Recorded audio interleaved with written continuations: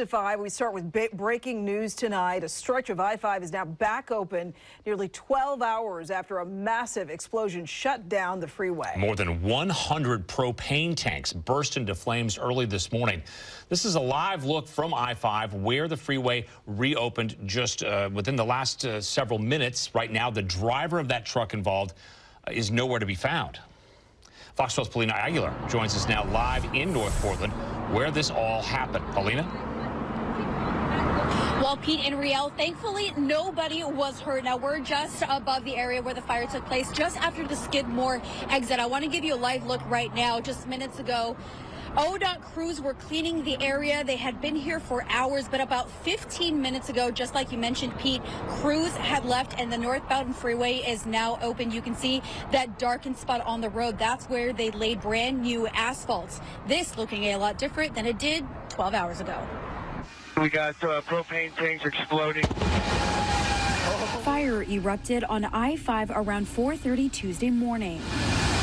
Portland Fire and Rescue say when they arrived, they initially thought they could handle the flames, but exploding propane tanks were flying across the highway. We're using the rig for shielding. Will lives nearby and woke up to the explosions. I heard a couple more, then I started getting more curious.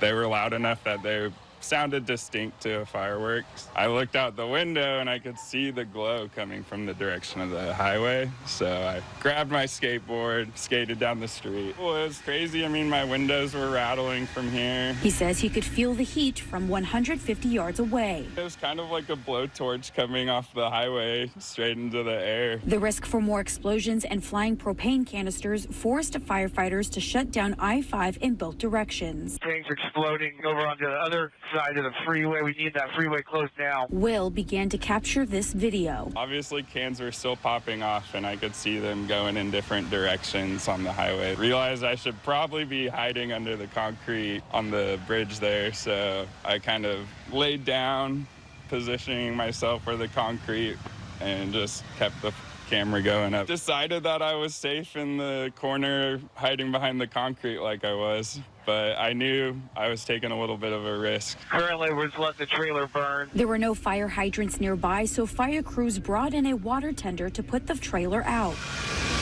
And the driver was nowhere to be found. I was trying to see if I could see a cab to the truck. It didn't look like it. It appears that the driver has left the scene. Now, police are still searching for that driver, but they say they believe that there's no reason to believe that this at all was intentional. They ask if you know any information to contact police immediately. Reporting in North Portland, Paulina Aguilar, Fox 12 Oregon.